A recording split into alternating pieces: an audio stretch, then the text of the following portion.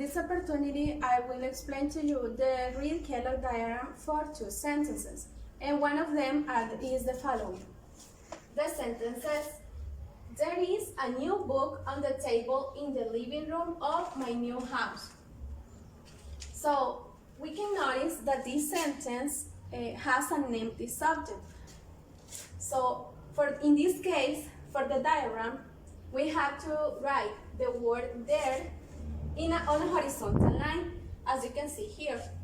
We have to write it above these words. Then we have to look for the head word of the sentence and then for the main verb. In this case, the head word is book and the main verb is this one, is. So we write them again on a horizontal line, but in this case we have to separate them by a vertical line that has to cross the base. Then we have to look for the words that are modifying either, the word book and the verb. In this case, we have in the sentence a new book. It means that there is a determiner and then an adjective. In this case, we write them on slanted lines. As you can see here, we have the syllable or this phrase, this letter A, and then the word new. After this, we have that you can see here, there is a new book. So until here, we are fine, we are okay. Then we have this prepositional phrase on the table. Here, we again have a preposition, and we have to write it on a slanted line below the horizontal line. So we write on, and then we have the word table that we have to write it on a horizontal line joined to the slanted line that we drew before. Then, as you can see, this has a determiner that is modifying the word table. So we have to write it on a slanted line, and we are okay until here. Later, we have in the living room. As you can see here, there is a gerund. But in this case, this gerund is modifying the word room. So what we are going to do in this case, we write the preposition on a slanted line, and then we draw a horizontal line and then a pedestal. That, as you can see here, this pedestal and then a horizontal line in which we are going to write the principal word, that is room in this case. And then on a slanted line, the word living, that is the gerund, which is modifying the word room. After this, we have the last prepositional phrase of the sentence.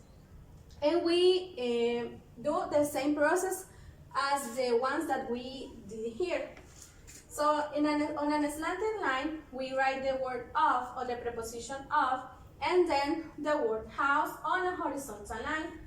And this possessive pronoun and the adjective, they have to be written on a slanted line. So this is the real Kellogg diagram for this sentence.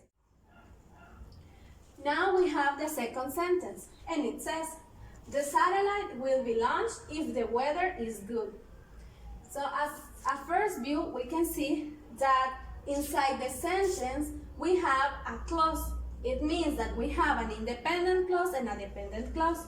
But we are going to analyze first the independent clause. We have to look for the subject and the verb. As you can see here, there is satellite, that is the subject, and the verb, that is will be launched. They are written on a horizontal line and divided by a vertical line, that you can see here. Then we have the determiner that is modifying the word satellite, and we have to write it on a slanted line and then write the determiner, that is that in this case. So after will be launched, we don't have anything. So now we are going to analyze the dependent clause. But we see here that there is a broken line, and what it means? It means that this line is joined the independent clause, that is this one, and the dependent clause. So this broken line means the union, it joined the independent and the dependent clause. After this, we have to write the word if, the conjunction if, that means this clause. After this, we have the sentence here, as we can see. So we look again for the subject and then for the verb. And in this case, we have an adjective, but in this case, it has the function of a subject complement. Why? Because is a linking verb. So we have the subject, whether, and then the linking verb is, and you can see here, this line finished, the broken line finished just in this verb. It means, as I said before, the joining of the two sentences. Then we have to write it on a horizontal line as well, but in this case, we separate the subject and the verb by a vertical line, and then, as you can see here is the subject complement. So the subject complement is on the horizontal line as well, but divided by an slanted line in this part. So later we have the determinant that modifies the word whether, and we write it again on a slanted line. And then write that. So this is my explanation about these two sentences for the Reed-Kellogg diagram.